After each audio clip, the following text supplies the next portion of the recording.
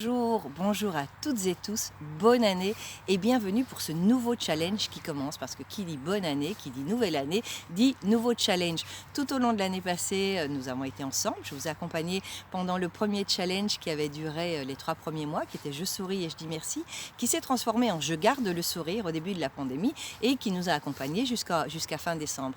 Et maintenant, préparez-vous pour le nouveau challenge. Alors avant ça, je me présente, Milena Piccoli, coach ontologique, et également master trainer en hypnose et en programmation neurolinguistique. Mon objectif, c'est de vous accompagner pour récupérer votre pouvoir personnel, pour vivre mieux, pour vivre plus sereinement et mener la vie que vous avez envie de mener. Et puis aussi, ma petite mission à côté, c'est de contribuer à un monde plus joyeux et plus convivial. Alors, est-ce que vous êtes prêts ? D'abord à vous abonner si ce n'est pas encore fait. Et est-ce que vous êtes prêts pour ce nouveau challenge ? Oui ? À la fin de l'épisode de la nouvelle année, je vous avais proposé de choisir pour 2021 un maître mot. Inconsciemment, je les avais choisis l'année passée et vous êtes sûr que vous les avez découverts, c'était la gratitude et le sourire. Cette année, je les ai choisis avec beaucoup plus d'attention. J'ai choisi l'inspiration et la sérénité pour ma vie professionnelle.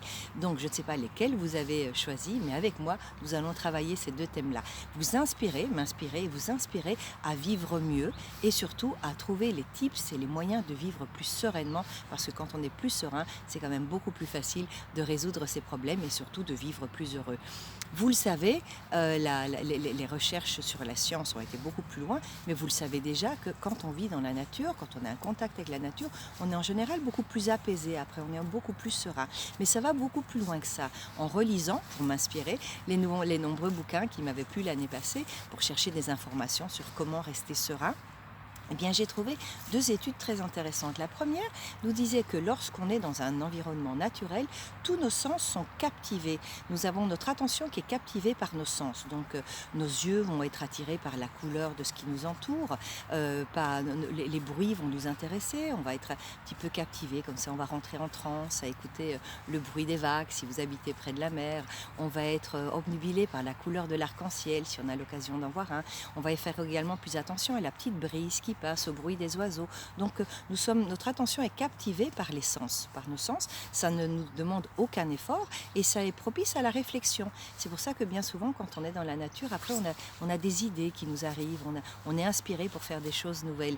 Par contre, si vous êtes dans un environnement qui n'est pas naturel, par exemple si vous êtes dans une gare ou dans un aéroport, sur un banc en plastique ou un banc en métal, et que vous avez devant vous les avions qui décollent, les trains qui passent, beaucoup de publicité, etc., votre attention est tout le temps distraite. Elle va être beaucoup plus alertée par une sirène ou par un bruit ou par une affiche publicitaire qui apparaît. Donc il est beaucoup plus difficile de se concentrer et il est beaucoup plus difficile de pouvoir réflexionner sur un thème particulier. On est énormément distrait.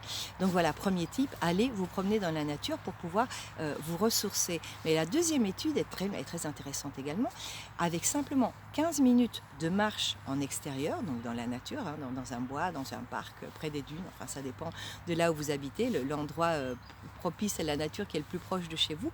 Il suffit d'un quart d'heure pour que les personnes reviennent et se sentent plus apaisées, bien sûr, mais surtout, et c'est là que c'est intéressant, pour trouver plus facilement des solutions à des problèmes mineurs à moyennement majeurs. Donc si vous avez un problème où vous n'avez pas à le résoudre, si vous allez vous promener, que vous vous laissez vraiment inspirer par la nature, que vous vous déconnectez de la technologie, vous allez revenir à la maison et vous trouverez plus facilement des solutions à vos problèmes.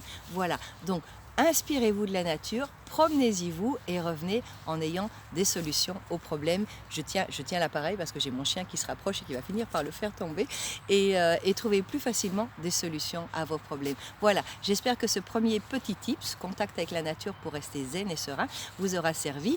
Commentez, partagez, envoyez-le à des personnes à qui ça pourrait servir et surtout, restez zen. À la semaine prochaine.